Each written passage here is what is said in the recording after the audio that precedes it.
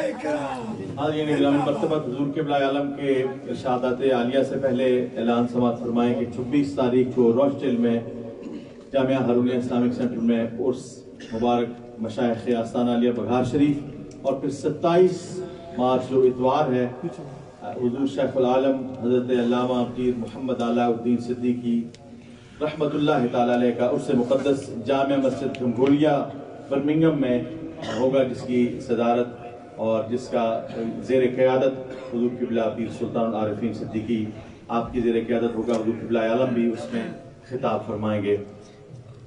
کلمہ طیبہ سے اپنے قلوب و اذہان کو منور فرمائیں۔ لا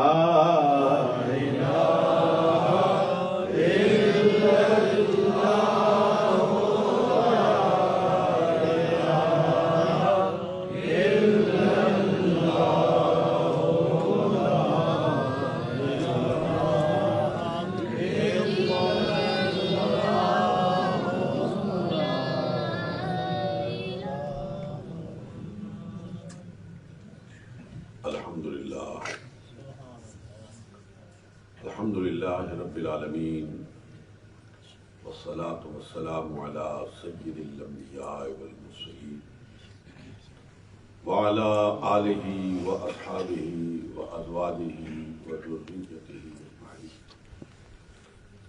اما بعد فاعوذ باللہ من الشیطان الرجیم، بسم اللہ الرحمن الرحیم، ان اللہ وملائکتہ یصلون علی النبی یا ایھا الذین آمنوا صلوا علیہ وسلموا تسلیما، اللہم صل وسلم وبارک علی سیدنا ونبینا ومولانا محمد وبارک وسلم علیہ۔ الصلاة والسلام علیک یا رسول اللہ، الصلاة والسلام علیک یا حبیب اللہ، الصلاة والسلام علیک یا شفیع المذنبین، الصلاة والسلام علیک یا رحمت للعالمین۔ حضرات محترم، میں انتہائی اختصار کے ساتھ چند معلومات چند جملوں میں آپ کی خدمت میں پیش کرنے کی کوشش کروں گا، لیکن میری درخواست ہوگی کہ یہ جو حضرات دور تشریف فرما ہے اگر میرے قریب آ جائیں تو میں اپنی بات کا ابلاغ بآسانی کر پاؤں گا۔ ماشاءاللہ ماشاءاللہ۔ گرامی مرتبہ حضرت پیر سلطان العارفین صاحب دامت برکاتہم العالیہ اور میرے انتہائی محترم دوست جناب عمر حیات قادری صاحب، ماشاءاللہ، میرے برادر طریقت جناب محترم حسنی صاحب، ماشاءاللہ، عزیز گرامی مرتبہ شفقات صاحب، انتہائی خوبصورتی کے ساتھ آج کی اس تقریب کے حوالے اور مناسبت سے اپنے ارشادات سے مجھے اور آپ کو بہرہ مند فرما چکے۔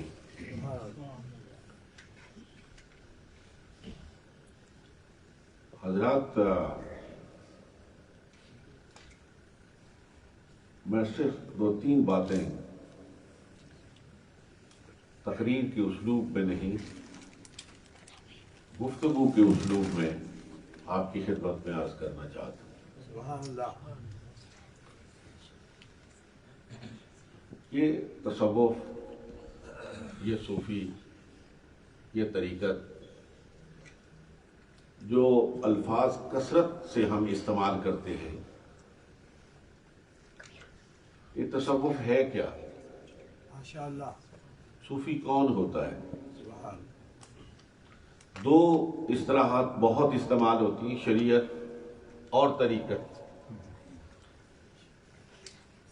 اگر تھوڑا سا اس پہ آپ غور کریں تو آج کی تقریب کے حوالے سے اس کا خلاصہ آپ کی سمجھ میں آ جائے گا۔ سبحان اللہ. حضرات، شریعہ ایک گھاٹ کو کہتے ہیں، تالاب کو کہتے ہیں، جس میں بہت سا پانی بھرا ہوا ہوتا ہے. اور طریقت طریق سے، طریق پگڈنڈی کو کہتے ہیں، رستے کو کہتے ہیں.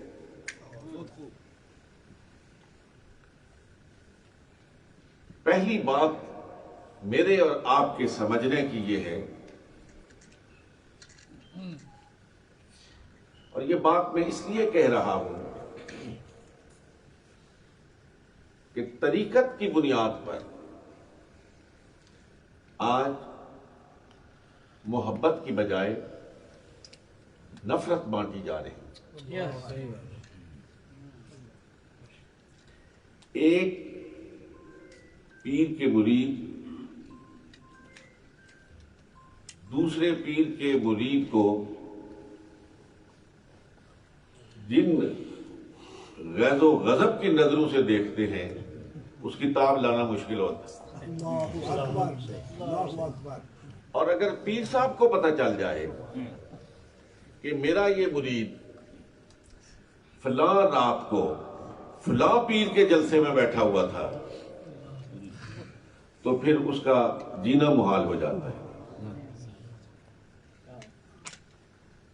یہ بڑے جرات مند ہیں یہ جو بیٹھے نا سبز ٹوپیوں والے، ماشاءاللہ ماشاءاللہ. کہ یہ سبز ٹوپیوں کے ساتھ یہاں بیٹھے ہوئے ہیں، تو ان کی شناخت ہے کہ یہ سبز ٹوپیاں کس کے ساتھ نسبت کا اظہار.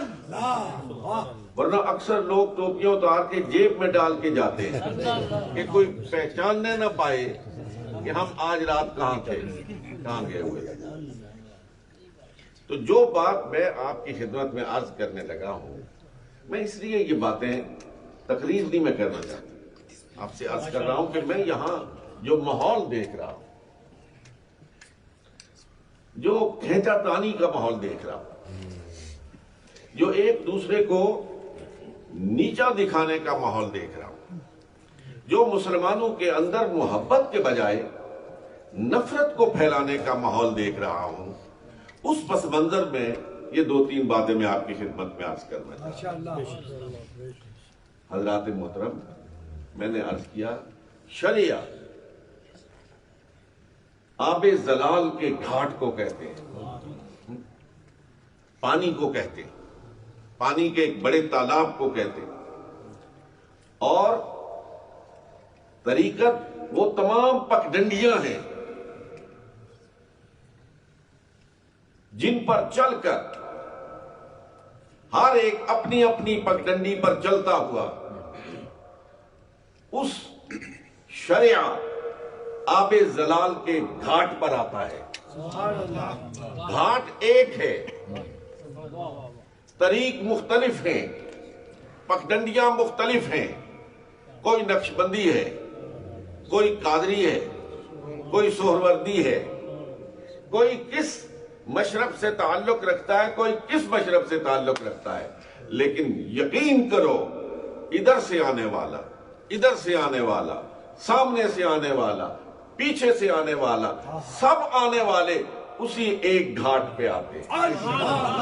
اور وہ گھاٹ شریعت مطہرہ کا ہے، وہ محمد الرسول اللہ صلی اللہ علیہ وسلم کا چشمہ صافی ہے. جب سب ایک گھاٹ سے، ایک تالاب سے پانی پی کر اپنے روح اور جسم کو حیات بخشتے ہیں، تو پھر نا اتفاقی کس بات کی ہے،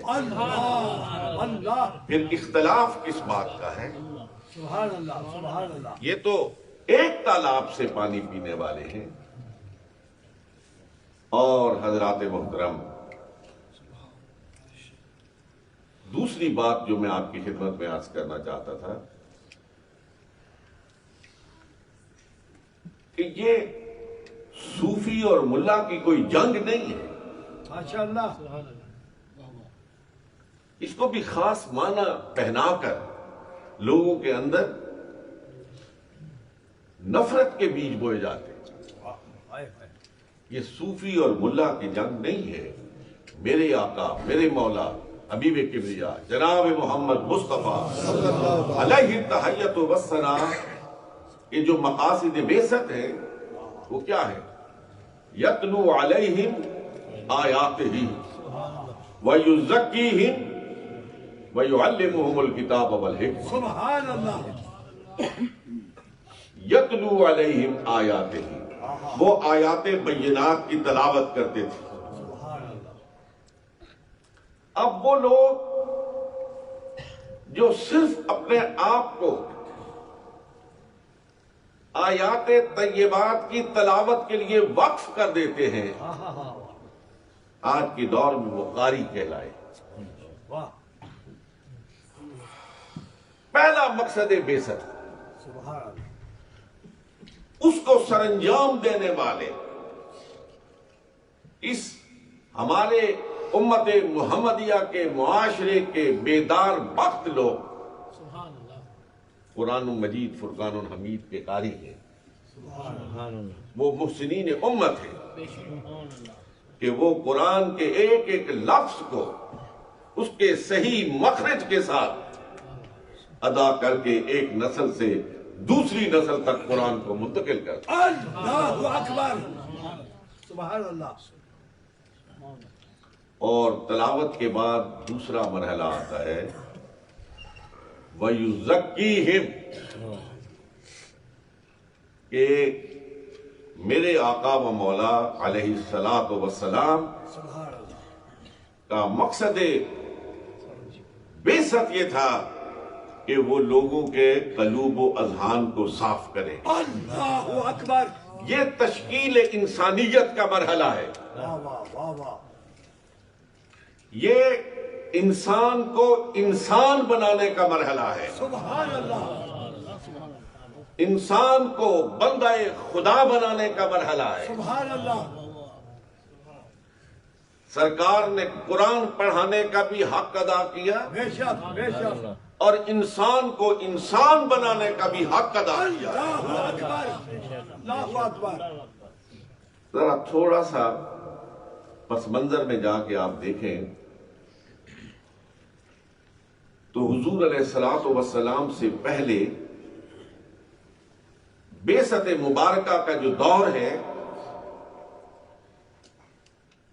وہ دور گمراہی کی انتہا کو پہنچا ہوا دور ہے. ضلالت اور گمراہی اپنے عروج پر ہے.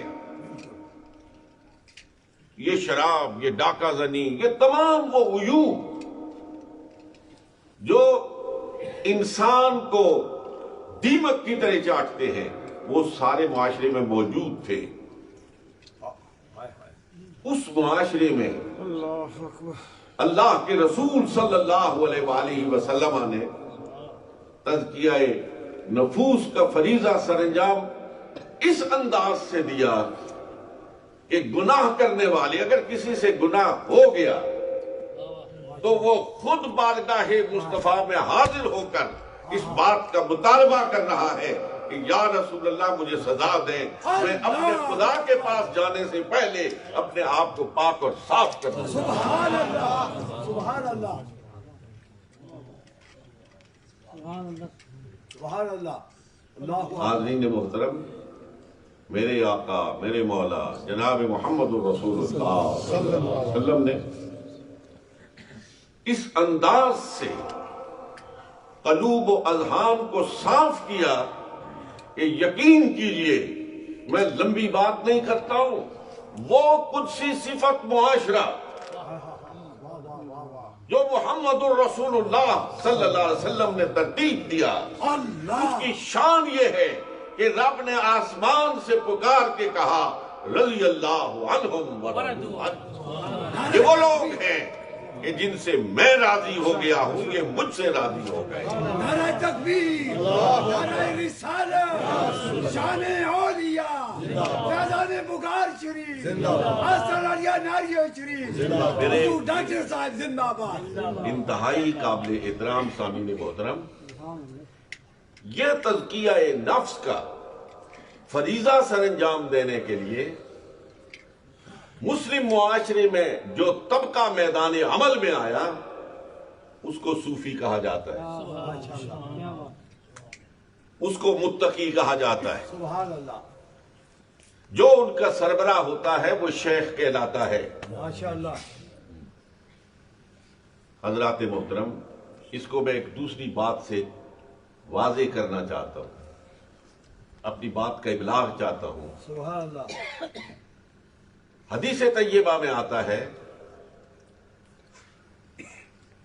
حضرت سیدہ طیبہ طاہرہ عائشہ صدیقہ رضی اللہ تعالی عنہا سبحان اللہ، سبحان اللہ، کہ حضور سرور کون و مکان جناب محمد الرسول اللہ صلی اللہ علیہ وسلم جب رات کو سر سجدے میں رکھ کر آہوزاری کے ساتھ سبحان ربی الاعلیٰ کی تسبیحات پڑھا کرتے تھے اللہ، تو آپ کے سینہ اقدس سے ایسے آواز نکلا کرتی تھی جیسے ہنڈیا ابل رہی ہے۔ اللہ اکبر، یہ بخاری شریف کی حدیث ہے بے شک، کہ جیسے ہنڈیا ابل رہی ہے۔ آپ سے میں یہ پوچھنا چاہتا ہوں، دل پہ ہاتھ رکھ کے بتاؤ کہ آپ میں سے جو لوگ حدیث پڑھنے کا شرف حاصل کرتے ہیں، بخاری کے ورق پر واہ امام بخاری، واہ، لکھا ہوا یہ تو پڑھ سکتے ہیں کہ حضور کے سینہ اقدس سے ہنڈیا کے ابلنے کی آواز آیا کرتی تھی، وہ آواز کیسی ہوتی تھی یہ نہیں لکھا ہوا۔ لکھا ہوا بھی ہو تو سمجھ میں نہیں آتا۔ وہ کہیں ایسی ہوتی تھی، وہ ایسی ہوتی تھی، دل کہے گا، دماغ کہے گا نہیں ایسی نہیں ہوتی تھی، وہ کیسی ہوتی تھی، وہ نہیں ہوتی تھی۔ اس آواز کو سننے کے لیے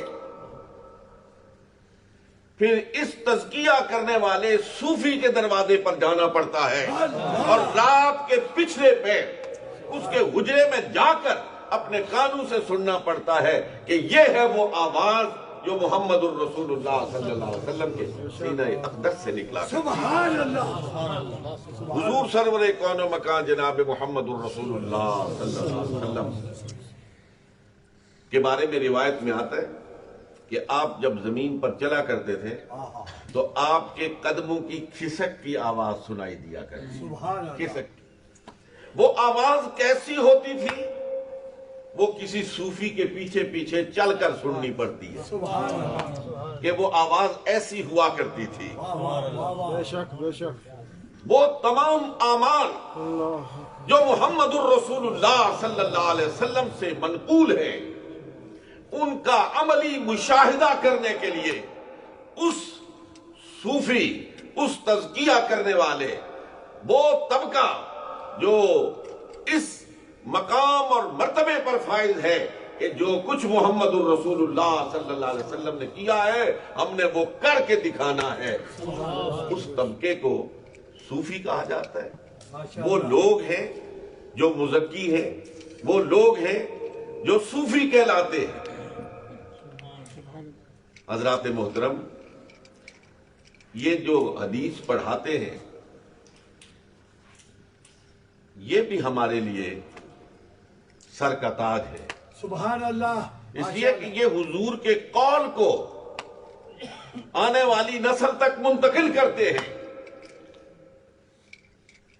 اور وہ لوگ جو حضور علیہ الصلوۃ والسلام کی ادا کو، حضور علیہ الصلوۃ والسلام کے طریقے اور عمل کو اگلی نسل تک منتقل کرتے ہیں اور قلوب و اذہان میں اللہ کے رسول کے عمل کا نور پیدا کرتے ہیں، وہ بھی ہمارے لیے محسن ہے۔ سبحان اللہ، ان دونوں کے بغیر، ان دونوں طبقات کے بغیر اسلامی معاشرہ وہ معاشرہ نہیں بن سکتا جو معاشرہ میرے آقا و مولا جناب محمد سبحان اللہ،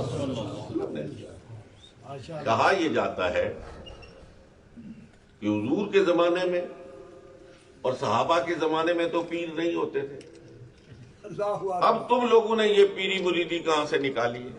ماشاءاللہ تو اس کا جو میرے ذہن میں آسان ترین جواب آتا ہے برطانیہ کے رہنے والے میرے مسلمان بھائیوں کہ حضور کے ہوتے ہوئے کسی پیر کی ضرورت ہے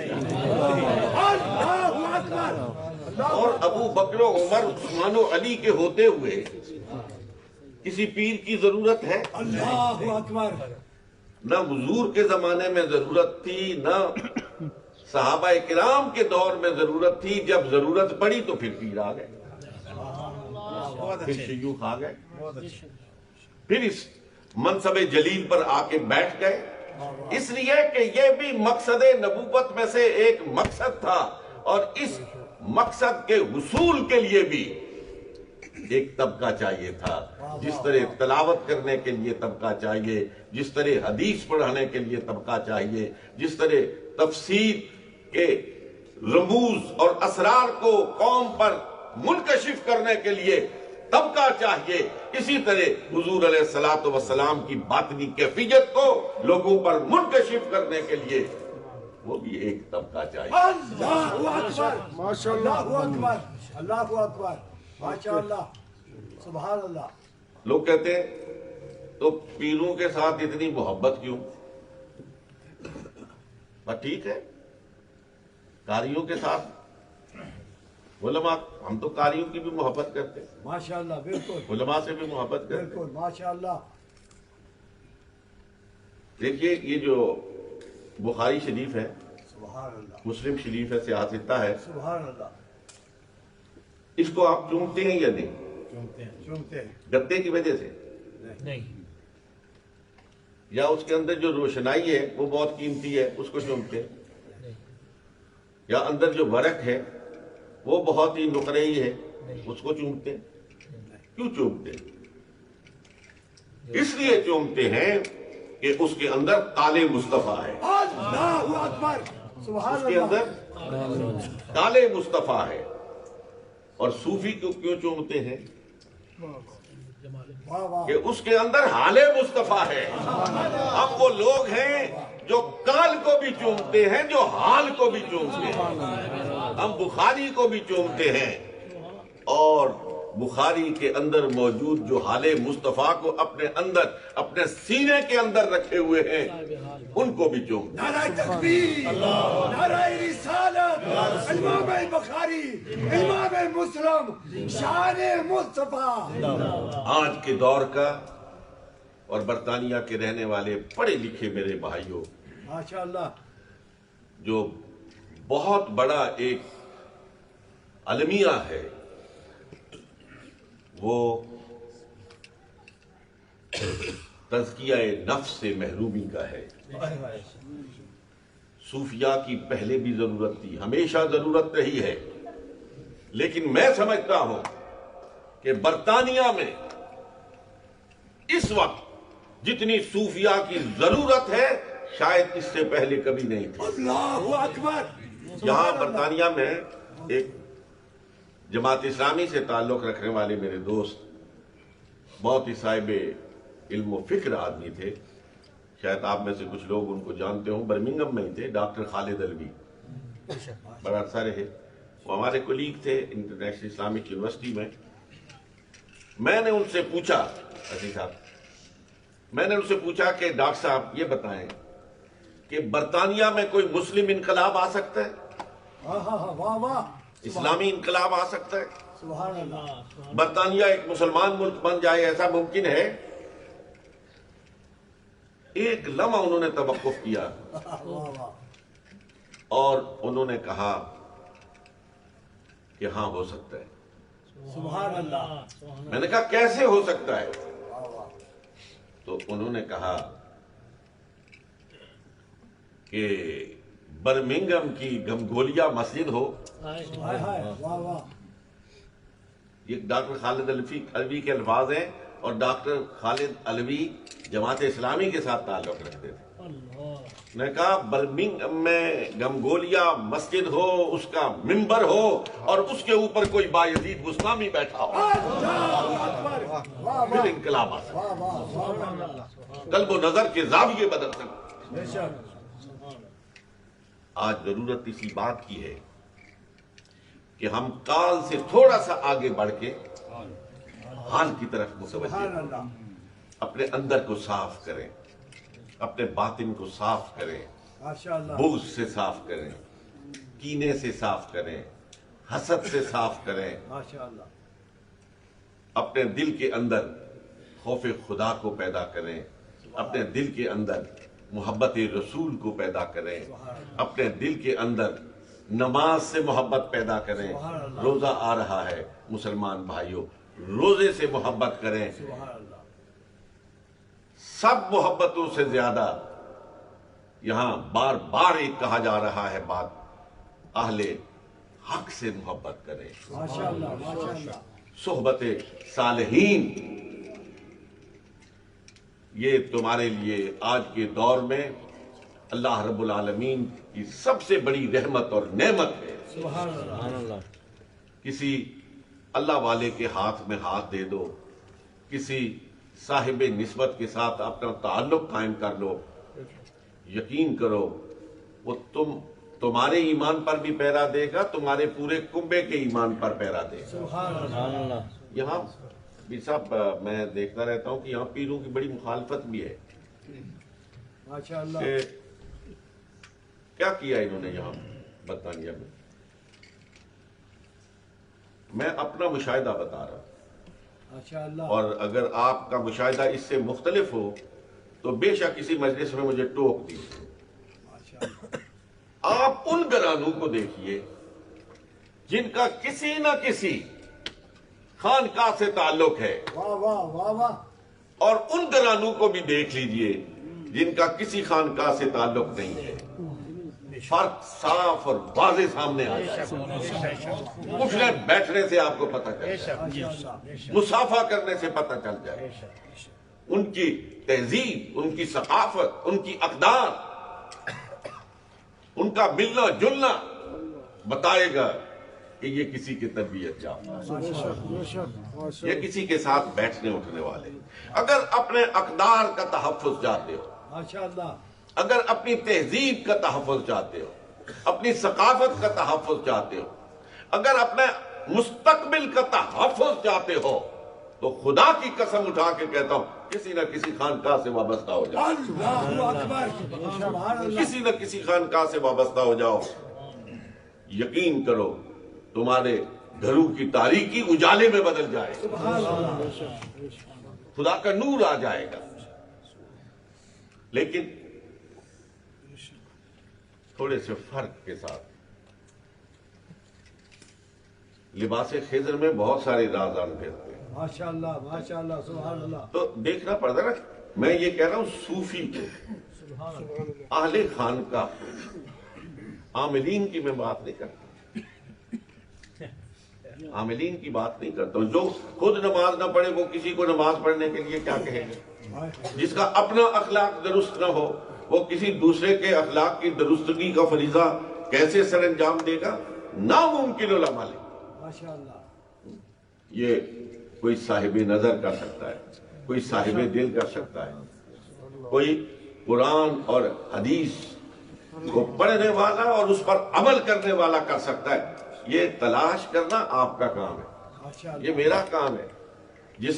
جسم کے علاج کے لیے ہم در در کی ٹھوکریں کھاتے ہیں یار، ایک ایک سے مشورہ کرتے ہیں، تو روح کے علاج کے لیے بھی تو مشورہ کرنا چاہیے۔ اللہ اکبر ماشاء اگر اللہ یہ صوفی بیٹھے ہوئے ہیں تو ان کی زندگیوں میں آپ رونق دیکھتے ہیں، ان کی زندگیوں میں آپ اجالا دیکھتے ہیں، تو ان میں سے ایک ایک سے پوچھیں نا کہ یہ قیمتی متاع آپ کو کہاں سے ملی ہے؟ یہ جو آپ کے چہرے پر نور ہے، یہ جو آپ کے گھر میں سکون ہے، یہ آپ کو کہاں سے ملا ہے؟ ماشاء اللہ تو یہ اپنے تجربات کی روشنی میں آپ کو بتائیں گے کہ یہ جو صراط مستقیم پر ہم گامزن ہیں، یہ کس کے قدوم میمنت رضوم کا صدقہ ہے۔ تو پھر اس سوچ بچار غور اور فکر کے بعد اپنے کے لیے کسی حکیم حاذق کا انتخاب ضرور کریں۔ ماشاء اللہ ویسے ہی جاتے رہے نا اس کے پاس۔ وہ ہم نے پڑھا تھا امام غزالی رحمت اللہ تعالی علیہ کا سبحان وہ اللہ شیخ نجم الدین کبرا اللہ شیخ نجم الدین کبرا رحمۃ اللہ تعالی علیہ کے پاس تشریف لے گئے تھے، لیکن بیعت نہیں ہوئے تھے، اور جب بوقت نزا شیطان لعین نے ان پر توحید باری تعالیٰ سے متعلق مختلف سوالات کرنے شروع کیے اور وہ جوابات دیتے رہے، 99 اعتراضات کے جواب دیے، 100ویں جواب پر ذرا تھوڑے سے ہچکچائے تو ادھر نجم الدین کبرا دور اللہ سینکڑوں میل دور سبحان اللہ وضو کر رہے تھے اور ایک درویش آپ کو وضو کروا رہا تھا، سبحان اللہ سبحان اللہ تو آپ نے وہیں سے پانی کا ایک چلو لے کر یوں پھینکا اور ارشاد فرمایا، غزالی کیوں نہیں کہتے ہو کہ میں خدا کو بغیر دلیل مانتا ہوں؟ سبحان اللہ سبحان اللہ درویش وہاں موجود جو تھے وہ حیران رہ گئے اور انہوں نے کہا کہ حضرت یہاں تو کوئی بھی نہیں ہے، آپ نے کس کو آواز دی واہ واہ واہ واہ اور کیا ارشاد فرمایا؟ جواباً آپ نے ارشاد فرمایا کہ وہ غزالی ایک دفعہ آیا تھا یہاں، ایک دفعہ آیا تو آج بہت مشکل کیفیت میں مبتلا تھا، تو میں نے کہا چلیں اس کی مدد کرتے ہیں۔ سبحان اللہ اس نے کہا آیا تھا، وہ تو بیعت ہی نہیں ہوا تھا، واپس چلا گیا تھا۔ فرمایا بیعت نہیں ہوا تھا، آیا تو تھا نا، اتنا تو حق بنتا ہے، اتنا تو حق بنتا ہے۔ یہ بڑے لجپال لوگ ہوتے ہیں۔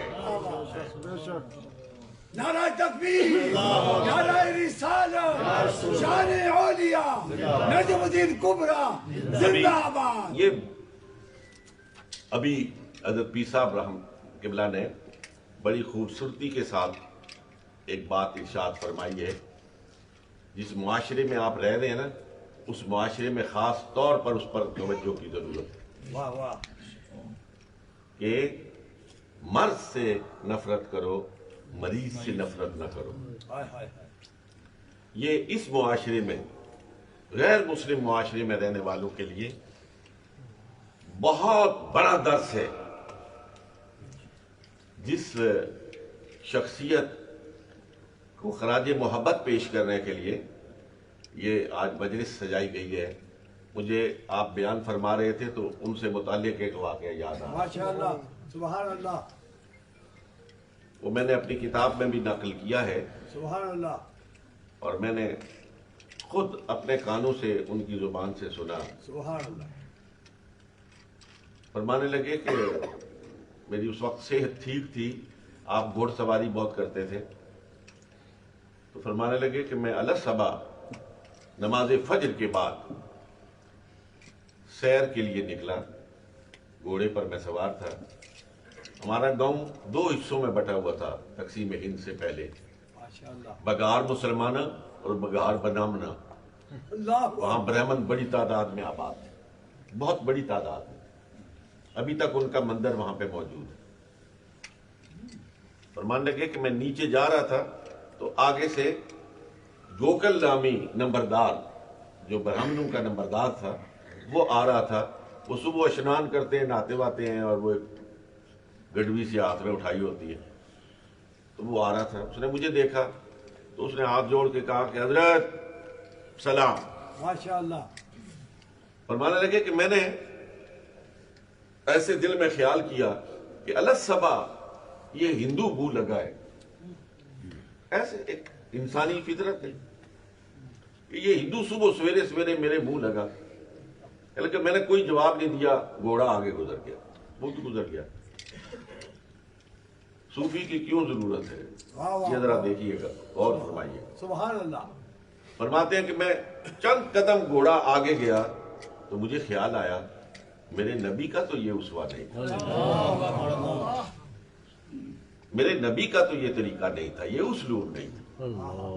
میں نے گھوڑے کو واپس کیا اللہ اور اللہ تھوڑا سا چکر لگا کے یوں واپس آیا، واہ واہ اور میں نے اسے کہا نمبردار صاحب کیا حال ہیں، آپ خیریت سے ہیں؟ واہ واہ واہ اس نے کہا حضرت جی میں تو ٹھیک ہوں، لیکن میں نے سلام دیا تھا۔ اس نے سمجھا شاید مجھ سے کوتاہی ہو گئی ہے، میں نے سلام دیا تھا۔ میں نے کہا ہاں میں کسی اور خیال میں تھا، میں جواب نہیں دے پایا۔ میں چلا گیا. اب اگلی بات ماشاء اللہ. کہ مرض سے نفرت کرو، مریض سے نفرت نہ ہائے کرو. ہائے واہ واہ واہ واہ. فرمانے لگے کہ 47 آ گیا، بٹوارا ہو گیا، ادھر کے ادھر جا رہے ہیں، ادھر کے ادھر آ رہے ہیں. فرمانے لگے کہ میں مسجد میں بیٹھا تھا، اور بھی کچھ ساتھی تھے جو اس وقت حیات تھے. فرمانے لگے کہ وہ گوکل آ گیا اور آ کے ملا. ہم نے سمجھا جانے لگا ہے تو ملنے آ گیا. کہنے لگا حضرت جی میں نہا کے آیا ہوں، ہاں ہاں ہاں واہ واہ. اجلے کپڑے پہن کے آیا ہوں. میں جانے سے پہلے آپ کے ہاتھ پر کلمہ پڑھنا چاہتا ہوں. اللہ اکبر. نہ آج کوئی ترغیب ہے نہ ترہیب ہے. تو فرمان لگے کہ میں نے کہا نمبردار صاحب یہ انقلاب کیسے آیا ہے؟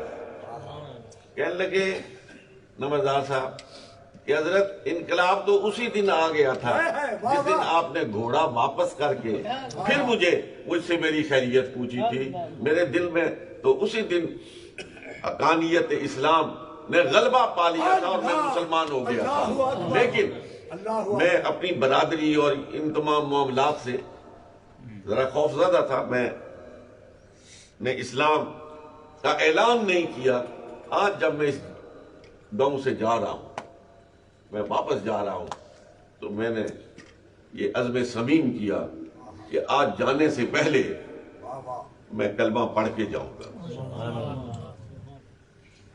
والد صاحب فرمان لگے کہ پھر میں نے اپنے تمام جو وہاں احباب بیٹھے تھے ان سب سے کہا کہ آؤ اپنے مسلمان بھائی کو رخصت کرنے اس کے ساتھ چلتے.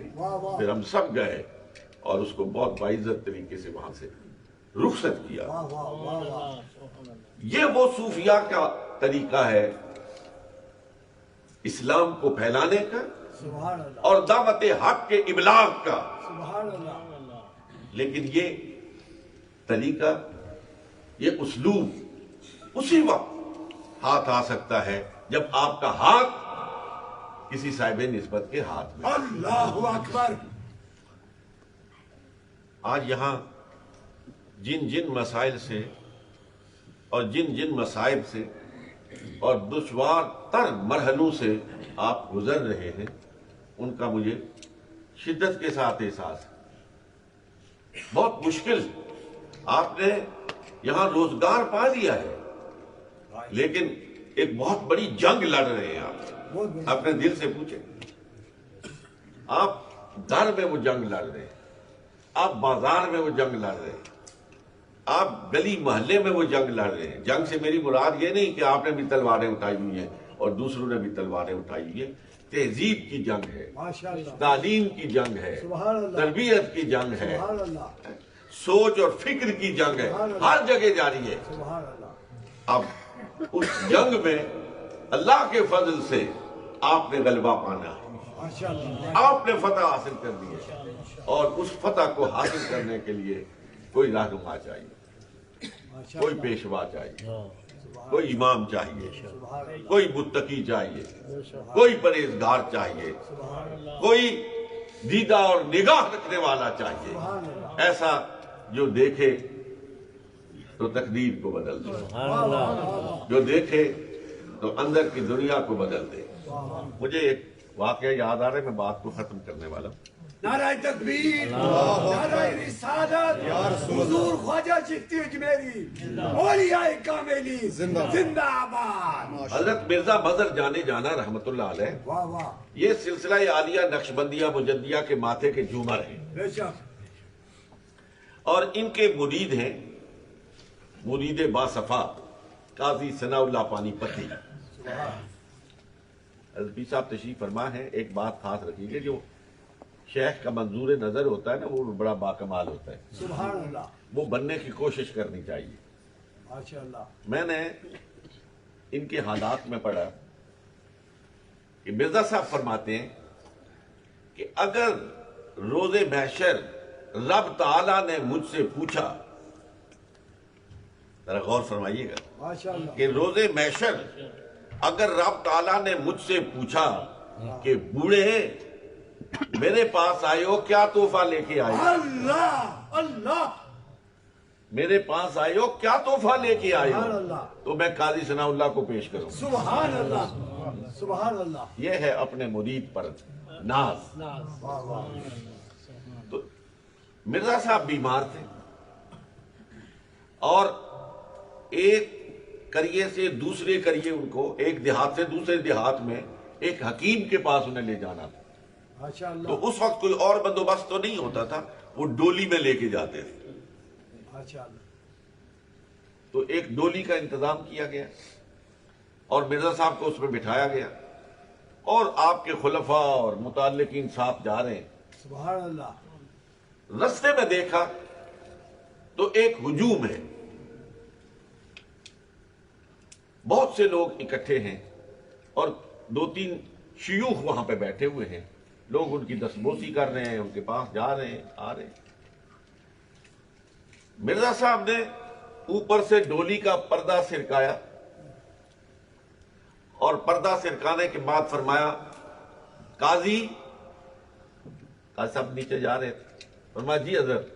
فرمایا کوئی جعلی پیر دیکھنے تو دیکھ لو، یہ بیٹھے ہوئے اللہ ان کے پلے کچھ بھی نہیں ہے، یہ لوگوں کو ویسے لوٹ رہے ہیں، استحصال کر رہے ہیں. ماشاء اللہ. یہ فرمایا پردہ بند کیا، چلے گئے، رخصت ہو گئے. جب منزل پہ پہنچ گئے آپ کو نیچے اتارا گیا، آپ نے دیکھا، فرمایا قاضی کدھر ہے؟ ہے واہ واہ. قاضی کدھر ہے؟ سبحان اللہ. لوگوں نے کہا حضرت جی وہاں جو وہ آپ نے فرمایا تھا، وہ جو پیر دکھائے تھے آپ نے، وہاں تک تو قاضی صاحب ساتھ تھے، پھر اس کے بعد نظر نہیں آئے. آپ نے فرمایا اچھا. اتنے میں دیکھا تو قاضی صاحب آ رہے ہیں سبحان اللہ. اور پیچھے پیچھے وہ تینوں درویش بھی آ رہے ہیں. اللہ اکبر. وہ جو جعلی پیر بیٹھے تھے نا وہاں، وہ بھی آ رہے ہیں پیچھے پیچھے. ماشاء اللہ. تو آپ نے مرزا صاحب نے فرمایا قاضی کدھر رک گئے تھے، سبحان اللہ. کہاں رہ گئے تھے؟ واہ واہ واہ واہ. فرمایا حضور وہ آپ نے پردہ سرکا کے مجھ سے فرمایا کہ یہ دیکھو اگر کوئی جعلی پیر دیکھنے ہیں تو دیکھ لو، بیٹھے ہوئے ہیں. اللہ اکبر. تو میرے دل میں ایک خیال آیا، یار کیا عجیب لوگ ہیں یہ. ہائے ہائے کیا ہی بات ہے. فرماتے ہیں میرے دل میں یہ خیال آیا کہ میرے شیخ کی ان پہ نظر پڑی ہے، گرچہ عتاب کی پڑی ہے، غصے کی پڑی ہے، پڑی تو ہے نا، بڑی تو ہے. آیا. پڑی تو ہے نا ان پہ. اب ان کو جعلی نہیں رہنا چاہیے، اللہ اکبر. اب ان کو جعلی نہیں رہنا چاہیے. سبحان اللہ. فرماتے ہیں میں تھوڑی دیر وہاں رکا اور میں نے ان پہ توجہ دینی شروع کی. میں نے توجہ دینی شروع کی. ایک بات بیچ میں جملہ معترضہ کے طور پر اجازت ہے میں ماشاءاللہ. دیکھ نا، یہ جو ہم عام طور پر کہتے ہیں نا کہ اس بچے کو نظر لگ گئی ہے، یہ بڑا خوبصورت آدمی تھا، اس کو نظر لگ گئی ہے. اس کے بارے میں رسول اللہ صلی اللہ علیہ وسلم نے ارشاد فرمایا سبحان اللہ. العین حق، نظر لگنا درست ہے. تو اس سے ایک نتیجہ بھی تو اخذ کرو نا، سبحان اللہ. اس سے نتیجہ بھی تو اخذ کرو نا یار، کہ اگر بری نظر لگ سکتی ہے تو اچھی بھی تو لگ سکتی ہے. اگر کسی کی نظر کسی کی ٹانگ توڑ سکتی ہے تو کسی کی نظر کسی کی ٹانگ جوڑ بھی تو سکتی ہے. اگر کسی کی نظر کسی کو گمراہ کر سکتی ہے تو پھر کوئی ایسا بھی تو ہے نا جس کی نظر اسے راہ راست پر لا سکتی ہے. نعرہ تکبیر، نعرہ رسالت، شان مصطفیٰ، عظمت مصطفیٰ، شان اولیاء. قاضی ثناء اللہ پانی پتی رحمت اللہ علیہ نے فرمایا حضور میں نے وہاں، یہ دونوں تینوں دوڑتے ہوئے میرے پاس آ گئے، وہاں سے اٹھا کے یہاں تک تو میں لے آیا ہوں، آگے بگڑی بنانا اب آپ کا کام، اللہ اکبر. آپ کا کام. اللہ اکبر. تو حضرات محترم، ایسے لوگوں کے پاس جانا اور ان کو ڈھونڈنا اور ان کے پاس بیٹھنا اور پیر کے قدم نہ دیکھا کرو، پیر کا لباس نہ دیکھا کرو. واہ واہ واہ واہ. یہ میں آپ کو نقطے کی بات بتا دوں. ماشاء اللہ. نہ پیر کا لباس دیکھو، نہ پیر کے قدم دیکھو، نہ پیر کے ہاتھ دیکھو، پیر کی نظر دیکھو۔ سبحان اللہ۔ نظر واہ واہ اور جس دن نظر سے نظر بھڑ گئی نا، اس دن کام ہو جاتا ہے۔ سبحان سبحان اللہ اللہ۔ لیکن میرے عزیزوں، اس مشکل ترین ماحول میں اپنی زندگیاں گزار رہے ہو، میں کچھ منتشر ہوں آج، اور اسی انتشار کی کیفیت میں یہ جملے آپ کی خدمت میں عرض کر رہا ہوں کہ تزکیہ نفس کے لیے حلال اور حرام کی تمیز بنیادی اہمیت کی حامل ہے۔ جس صوفیوں کی میں بات آپ کی خدمت میں عرض کرنا چاہتا ہوں، جس جسم میں حرام گردش کر رہا ہو، جس جسم میں حرام گردش کر رہا ہو، اس جسم کے اندر، اس روح کے اندر نسبت القاء نہیں ہو سکتی، ہو ہی نہیں سکتی۔ اگر اپنے شیخ کا فیض حاصل کرنا چاہتے ہو اور اپنے قلب و نظر کی دنیا کو بدلنا چاہتے ہو، تو عہد کر کے اٹھو کہ حلال اور حرام کی تمیز کریں گے۔ ماشاء اللہ سبحان اللہ اگر پیر کی نگاہ حاصل کرنا چاہتے ہو تو اپنی نگاہ کو نگاہ بد سے بچاؤ۔ آپ کی نگاہ بری نگاہ سے بچے گی تو پھر شیخ کی نگاہ کامل اس پر اثر انداز ہوگی۔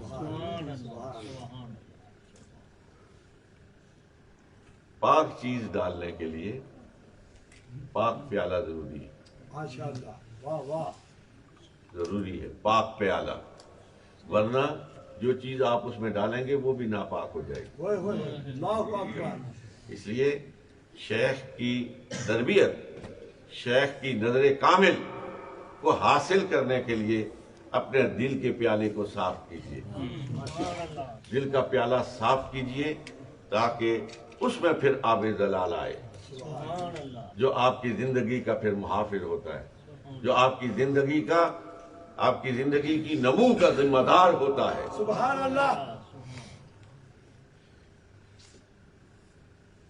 قاضی صاحب نے ایک دو باتیں کہی تھی، میں صرف 1 منٹ میں ان کا تکرار کر کے بات کو ختم کرتا ہوں کہ فتنہ اور فساد کے اس دور میں اپنے آپ کو اس دین حقہ کی طرف متوجہ کریں واہ واہ واہ واہ سبحان جو آپ کے اسلاف نے آپ تک منتقل کیا تھا۔ واہ واہ میں نے ایک بات کہی تھی غالباً شیفیلڈ میں، میرے ذہن میں پھر آ گئی کہ آپ کی نعرہ خدمت میں عرض تکبیر کرتا ہوں۔ نعرہ رسالت شاہدان بغار شریف زندہ باد۔ شاہدان نبوت زندہ باد آپ جو نماز پڑھتے ہیں، کانوں کے لو تک ہاتھ لے کے جاتے ہیں، یہاں باندھتے ہیں، رکوع کرتے ہیں، سجدے کرتے ہیں، یہ آپ نے سارا عمل قدوری پڑھ کے شروع کیا ہے، کنز پڑھ کے شروع کیا ہے؟ ماشاء اللہ کون سی وہ فقہ کی کتاب ہے جو آپ نے پڑھی ہے اور اس کے بعد پھر یہ عمل شروع کیا ہے؟ ماشاء اللہ پڑھی ہے کوئی؟ نہیں پڑھی نا؟ نہیں آپ نے اپنے ابا کو دیکھا، انہوں نے اپنے ابا کو دیکھا، انہوں نے اپنے ابا کو دیکھا۔ سبحان اللہ ہمارا دین کتاب سے نہیں، ہائے ہائے ایک نسل سے دوسری نسل کو منتقل ہوا ہے، واہ واہ ایک نسل سے دوسری نسل کو منتقل ہوا ہے۔ واہ واہ میرے عزیزوں، میں جو بات آپ کو کہنا چاہتا ہوں وہ یہ ہے کہ آپ بھی وہ دین جو آپ کو اپنے اسلاف سے ملا ہے، اپنے اسلاف سے ملا ہے، اسی دین کو اسی انداز میں اپنی اصلی آنے والی نسل تک منتقل فرمائیں۔ سبحان اللہ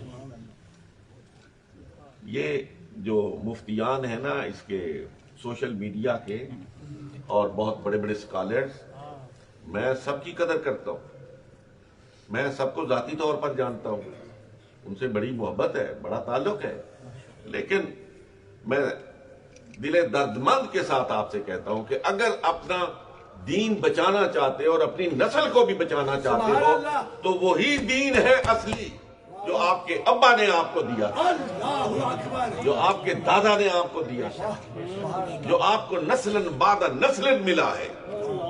یہ نت نئے فتنوں میں نہیں پڑنا چاہیے۔ اور ایک بات انہی کے تتبع میں کہنا چاہتا ہوں، حضرات محترم، لیکن جن باتوں پہ یہ خاص طور پر برطانیہ کے رہنے والے میرے باشعور مسلمانوں کے لیے ماشاءاللہ، سبحان اللہ، کہ یہ جو ہمارے اسلاف تھے انہوں نے بعض معاملات، میں ان معاملات کی نشاندہی نہیں کرتا، انہوں نے کہا یہ معاملات ایسے، ان پہ خاموش رہو، بس چپ، ماشاءاللہ، ہمیں بولنے کی ضرورت نہیں ہے، خاموشی اختیار کرو، ہے نا؟ کچھ مسائل ایسے ان میں تاریخ بھی ہے، ان میں عقیدہ بھی ہے کہ ماشاءاللہ، میں خاموشی اختیار کروں۔ کیا اس وجہ سے انہوں نے کہا کہ خاموش رہو کہ وہ پڑھے لکھے نہیں تھے؟ واہ واہ واہ واہ، عدم علم کی بنیاد پہ کہا، جہالت کی بنیاد پہ یہ کہا کہ ہمیں ان معاملات کا کچھ پتہ نہیں ہے جی، ہماری تو سمجھ میں نہیں آتا، لہذا بس خاموش رہو۔ ماشاءاللہ، وہ ان کی کتابیں پڑھ کے تو آپ PhD کرتے ہیں یار، ان کی کتابیں پڑھ کے تو آپ محقق کہلاتے ہیں۔ وہ ان پڑھ نہیں تھے، وہ جاہل نہیں تھے، انہوں نے پڑھنے لکھنے سوچ بچار کرنے کے بعد مجھے اور آپ کو یہ سبق دیا کہ اے جا بولن دی، بس چپ ہو جاؤ۔ ٹھیک ہے، اب آپ بھی اگلی نسل کو بھی یہی کہیں، خود بھی اسی پر عمل کریں کہ چپ ہو جائے۔ چپ ہو جائے، ہائے ہائے، واہ جو واہ، پچھلوں نے آپ سے جو طریقہ اختیار کیا وہی طریقہ آپ اختیار کریں، وہی طریقہ اگلی نسل کو منتقل کریں، اور یہ اس امت کو خلفشار سے بچائیں۔ الحذر اے چیرہ دستہ، سخت ہے فطرت کی تعدیلیں۔ یہ پتلی تماشا بنا ہوا ہے اور لوگوں کو یقین کریں، لوگوں کو پتہ نہیں ہے کہ ان پتلیوں کی ڈوری کہاں سے ہل رہی ہے، اور مسلمانوں کو اس مرض میں مبتلا کرنے کے لیے دشمنان اسلام کتنے فنڈز مہیا کر رہے ہیں، کتنا پیسہ لگا رہے ہیں۔ پہلے آخری جملے، پہلے شیعہ سنی لڑایا گیا، خوب جنگیں ہوئی، خوب مسلمانوں کے شہروں میں خون بہایا گیا، مسلمان دستوں گریبان ہو گئے، خوب دیکھا، بات تو بنی کوئی نہیں۔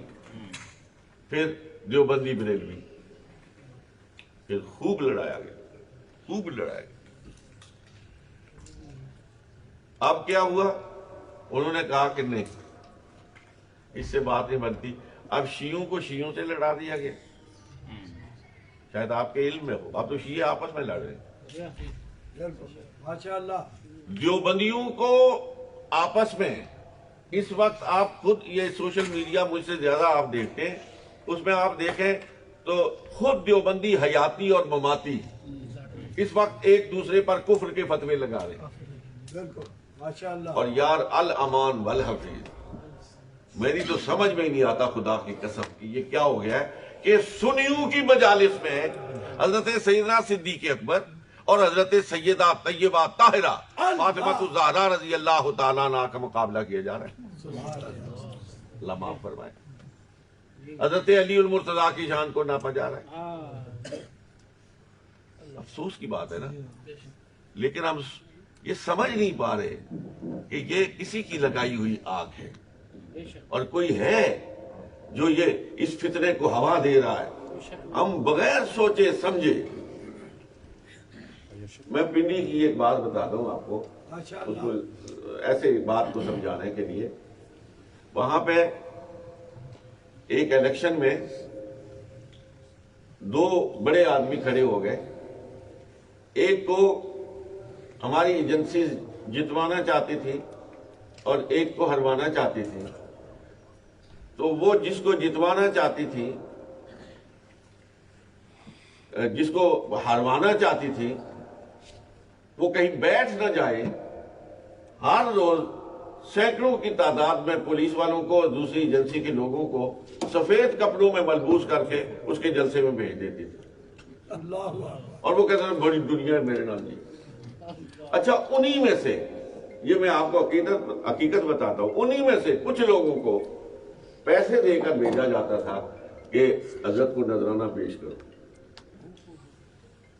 تاکہ وہ کہے کہ لوگ تو مجھ پر فریفتہ ہو رہے ہیں، صرف ووٹ ہی نہیں دے رہے، پیسے بھی دے رہے۔ اور جب الیکشن ہوا تو معاملہ ختم تھا۔ یہی کیفیت ہے، بالکل یہی کیفیت ہے کہ ممبر پر بیٹھ کے جب آپ اس فتنے کی آگ کو بھڑکاتے ہیں اور خوب زور شور سے اپنے ہی مسلک کے لوگوں کو گالیاں دیتے ہیں، شام کو کچھ لوگ آپ کے پاس آ جاتے ہیں، حضرت جی آپ نے تو آج کمال ہی کر دیا، بس جی وہ روتے بھی ہیں، وہ آپ کے پاؤں بھی چومتے ہیں، جاتے ہوئے کچھ پیسے بھی آپ کے مسلح کے نیچے رکھ جاتے ہیں۔ آپ کہتے ہیں یار کمال ہے، میں نے ایسی حق بات کہی ہے، لوگ تو میرے اوپر جان دے رہے ہیں۔ معلوم نہیں کہ وہ آپ کو جان دے نہیں رہے، وہ آپ کی جان لینا چاہتے ہیں، آپ کی جان لینا چاہتے ہیں۔ ان فتنوں سے بچنے کی کوشش کریں، پارٹی بازی مت کریں، مت پارٹی بازی کریں کسی ایک کے ساتھ دوسرے کے ساتھ۔ میں ایک نسخہ کیمیا آپ کو بتا کے بات کو ختم کرتا ہوں۔ دیکھیے، گالی جو بھی ممبر پر بیٹھ کے دے نا، اس کو کہیں کہ یہ نہ درود شریف ہے نہ قرآن شریف ہے، یہ گالی ہے۔ اور ہم مسجد میں گالیاں سننے کے لیے نہیں بیٹھے، ٹھیک ہے نا؟ وہ خود بخود اس کی زبان بندی ہو جائے گی۔ ہمارا طریقہ یہ ہے کہ وہ عطا اللہ شاہ بخاری نے ایک بات کہی تھی، وہ مجھے یاد آ رہی ہے، اس نے کہا تھا کہ یہ عجیب قوم ہے کہ میں حسین کا ذکر کروں تب بھی کہتے ہیں زندہ باد، اور یزید کا ذکر کروں تب بھی کہتے ہیں زندہ باد، یہ کروں تب بھی واہ واہ، وہ کروں تب بھی واہ واہ۔ انہوں نے کہا تھا اسی واہ واہ میں شاہ جی جو ہیں وہ جیل میں چلے جاتے ہیں، اور پھر یہ آ آ کرتے ہوئے گھر چلے جاتے ہیں۔ اللہ اللہ، تو یہ ایسا نہ کرے، گالی دینے والا۔ یہ دیوبندی بریلوی کیا ہے؟ بریلوی جب گالیاں دیتا ہے ممبر پر بیٹھ کے تو لوگ کہتے ہیں شان رسالت بیان کر، سبحان اللہ، او نماری ہے یہ وہ، اور نعرہ رسالت، معاف کیجئے گا ہم سب یہ اس مرض میں مبتلا ہیں۔ اور جب دیوبندی ممبر پر گالیاں بیٹھ کے دیتا ہے تو کہتے ہیں جی شان توحید بیان کر رہا ہے، یہ توحید، خالص توحید بیان کر رہا ہے، نعرہ تکبیر۔ فکری اختلافات اپنی جگہ موجود ہے، میں بھی رکھتا ہوں، لیکن گالی دینے کا حق کسی کو بھی حاصل نہیں۔ جب کوئی گالی دے، یہ دے، یہ دے، جو بھی دے، آپ کہیں جی گالیاں سننے کے لیے ہم نہیں بیٹھے، ہم قرآن پڑھو، حدیث پڑھو، ہمیں کوئی راہ دکھاؤ، ہمیں نجات کا راستہ دکھاؤ۔ گالیوں سے نہ اللہ راضی ہوتا ہے، نہ رسول اللہ صلی اللہ علیہ وسلم راضی ہوتے ہیں۔ وہ تو کہتے ہیں کہ غیر مسلموں کے بتوں کو بھی گالی مت دو، اس لیے کہ اگر تم ان کے جھوٹے خدا کو گالی دو گے وہ پلٹ کر تمہارے سچے خدا کو گالی دیں گے۔ رسول اللہ صلی اللہ علیہ وسلم نے فرمایا نا کہ ایک طبقہ ایسا ہوگا جو اپنے والدین کو گالیاں دے گا، اپنے ماں باپ کو گالیاں دے گا۔ تو صحابی نے پوچھا یا رسول اللہ صلی اللہ علیہ وسلم وہ کیسا آدمی ہوگا جو اپنے باپ کو اپنی ماں کو گالی دے گا؟ تو فرمایا جب وہ کسی کی ماں کو اور کسی کے باپ کو گالی دے گا اور پلٹ کے وہ اس کے ماں اور اس کی باپ کو گالی دے گا تو اس نے خود ہی دی نا، یہ نہ دیتا تو وہ بھی نہ دیتا، تو یہ تو اسی کے مترادف ہے۔ تو حضرات محترم، بات بہت لمبی ہو گئی، میں اتنی لمبی بات نہیں کرنا چاہتا تھا، منتشر الذہن ہو، لیکن اللہ تبارک و تعالیٰ مجھے آپ کو عمل کی توفیق عطا فرمائے۔ ان صوفیوں کے جلسے میں ہم آتے، اللہ جل مجدہ ہمیں ان کی سیرتوں پر عمل کرنے کی توفیق عطا فرمائے، وہ طریقہ، وہ اسلوب زندگی اختیار کرنا نصیب فرمائے جو ان کا طریقہ زندگی تھا، جو ان کا اسلوب تھا۔ وہی کامیابی کا راستہ ہے، وہی نجات کا راستہ ہے، وہی اس دنیا میں عزت اور عظمت کا راستہ ہے، اور وہی راستہ ہے جو کل روز محشر ہمیں اپنے رب کے سامنے اور اپنے آقا علیہ الصلوۃ والسلام کے سامنے سرخرو کرے گا۔ وآخر دعوانا ان الحمدللہ رب العالمین۔ سارے ایک مرتبہ سورۃ الفاتحہ پڑھ کے اور 3 مرتبہ سورۃ الاخلاص پڑھ کے خواجگان بغداد شریف اور خواجگان نہریہ شریف، اور خاص طور پر میرے ممدوح محترم، میرے محبوب محترم، میرے بہت ہی مشفق اور مہربان حضرت پیر محمد علاء الدین صدیقی رحمت اللہ تعالی علیہ کی ارواح کو ایصال ثواب فرمائیں۔ یقیناً ان کے درجات تو بلند ہوں گے، لیکن ان حضرات کے لیے ایصال ثواب کر کے ہمارے دلوں کی دنیا بھی روشن ہوگی، اور اللہ رب العالمین اس دنیا میں اور کل روز محشر میں ہمارے درجات کو بھی بلند کرے گا۔ اللہم صلی وسلم وبارک علی سیدنا و نبینا و مولانا محمد وبارک وسلم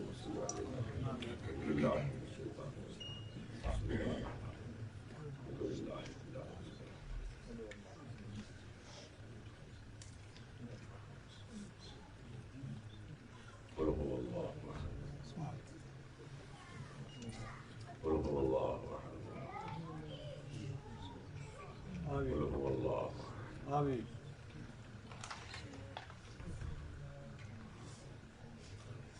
یا اللہ، جو پہلے قرآن پڑھا گیا، آج پڑھا گیا، جو ذکر اذکار ہوا، تو بعد نصیحت کی، جو درود و سلام پڑھا گیا، لطیف آنا کہ 2 قرآن پاک جڑے میں بھی پڑھے فلن تے 3 ہماری تے سنی، اس سب کا ثواب ہدیۃ اپنے آقا و مولا جناب محمد رسول اللہ صلی اللہ علیہ وسلم کی بارگاہ اقدس میں پیش کرنے کی سعادت حاصل کرتے ہیں۔ یا رب العالمین، اس کے ثواب میری صحابہ کے اہل بیت اطہار رضوان اللہ تعالی علیہم، آمین تمام کو فیض، اور ان سب کے وسیلہ جلیلہ سے بالخصوص آقا دو جہاں حضرت محمد رسول اللہ صلی اللہ علیہ وسلم کے وسیلہ مقدسہ سے، اس کے ثواب سے خواجگان بغداد شریف، خواجگان نہریہ شریف، بالخصوص حضرت خواجہ محمد یعقوب رحمۃ اللہ تعالی علیہ، اور حضرت پیر محمد علاء الدین صدیقی رحمۃ اللہ علیہ کی ارواح مقدسہ کو بہرہ مند فرما۔ رب العالمین ان کے درجات کو بلند سے بلند فرما، ان کی قبور کو اپنے نور سے بھر دے مولا، ان کی قبور کو اپنے نور سے بھر دے یا رب العالمین، یا رب العالمین۔ ان پاکان امت کے ساتھ جو ہماری نسبت اور تعلق ہے اس کو مضبوط تر بنا دے، اور ان کی پاکیزہ زندگیوں کو سامنے رکھ کر ہمیں اپنی زندگیاں گزارنا نصیب فرما دے یا رب العالمین۔ ہم ان مشائخ سے، ان پاکان امت سے، ان اصفیاء اور اتقیاء سے محبت کرنے والے لوگ ہیں، اور تیرے محبوب علیہ الصلوۃ والسلام کا فرمان ہے کہ جو جس سے محبت کرے گا وہ اسی کے ساتھ اٹھایا جائے گا۔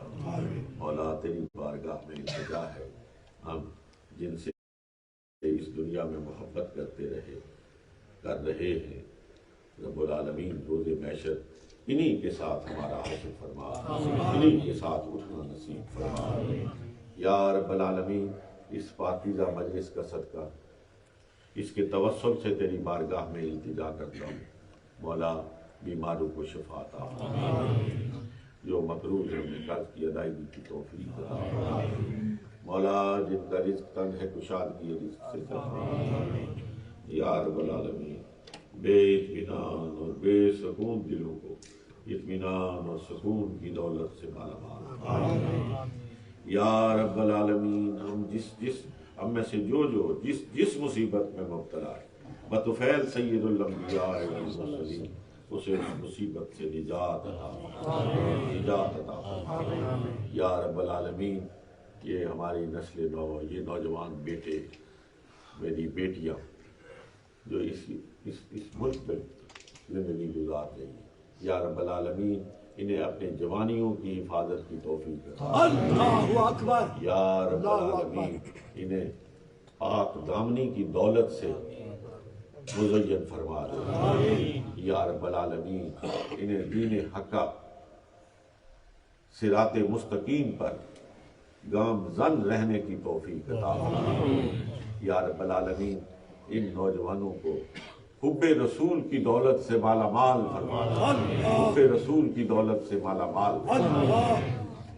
یا رب العالمین میں خاص طور پر تیری بارگاہ میں التجا کرتا ہوں مولا، ایک باپ کی حیثیت سے، ایک باپ کی حیثیت سے، ایک بوڑھا باپ تیری بارگاہ میں التجا کرتا ہے مولا، یہ میرے بیٹے، یہ میری بیٹیاں بڑے مشکل حالات سے گزر رہے ہیں، میرے مولا انہیں شر شیطان سے بچا لے، انہیں شر انسان سے بھی بچا لے۔ یا رب العالمین انہیں اپنی پناہ میں لے لے، انہیں اپنی پناہ میں لے لے۔ رب العالمین ان کے سروں پر اپنی رحمت کی چادر کو فگن فرما دے۔ جہاں کہیں مسلمان مختلف ملکوں میں ظلم کی چکی تلے پستے، خاص طور پر کشمیر کے اللہ اکبر، ماشاءاللہ، پچھلے 72 سال سے ماشاءاللہ، جو ان پر قہر ٹوٹ رہا ہے، جو ظلم ہو رہا ہے، سبحان جو اللہ، ستم ہو رہا ہے، سبحان اللہ، وہ بیان سے باہر ہے۔ رب العالمین ان کی اس ظلم کی اندھیری رات کو صبح کے سویرے سے بدل دے، سبحان اللہ، انہیں نجات عطا فرما۔ یا رب العالمین پاکستان کو استحکام نصیب فرما، جمعیت نصیب فرما، اپنوں اور غیروں کی سازشوں سے محفوظ فرما۔ یا رب العالمین پاکستان کو اقدار اسلامیہ کا گہوارہ بنا دے، وہاں نیکی کی خوشبو کو پھیلا دے، برائی کا خاتمہ فرما دے۔ ربنا تقبل منا انک انت السمیع العلیم وتب علینا انک انت التواب الرحیم، وصلی اللہ تعالی علی خیر خلقہ محمد وعلی آلہ وصحبہ اجمعین برحمتک یا ارحم۔